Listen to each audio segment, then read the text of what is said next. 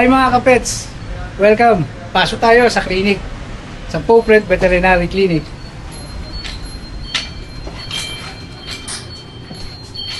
Today mga kapets, meron tayong gagawing procedure, tatlong procedure, surgery ngayon. So, nga lang, ang ano natin, puro pyometra ang gagawing surgery for today. So, have a good day, long day, at saka happy day sa clinic para sa duty na ito.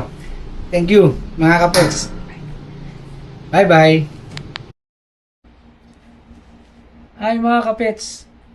Gaya nito, nagkaroon kami ng isang procedure dito sa pusa dahil na-diagnose siya ng feline pyometra. So, procedure done, nagawa na. So, hoping na okay na yung pusa. So, mga kapets, update ko na lang kayo ulit sa kanya pag gising na. Actually, gising na po siya eh. So, yun lang. Bye!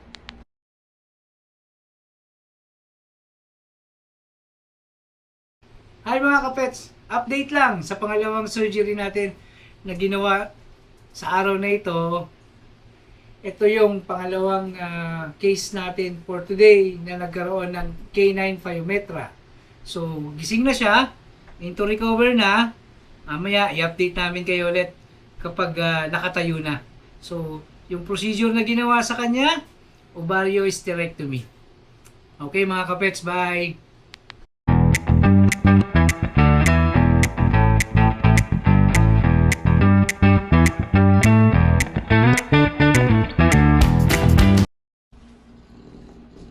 Hello, welcome back mga kapets. Ito, natapos natin yung procedure ni Max na English Bulldog. Ginawa natin ng incision biopsy. So, ipapadala itong mga sample na ito sa laboratory just to identify kung malignant or benign tumor. So, i-update ko kayo ulit time to time para dito sa bagong case natin for today. So, goodbye mga kapets.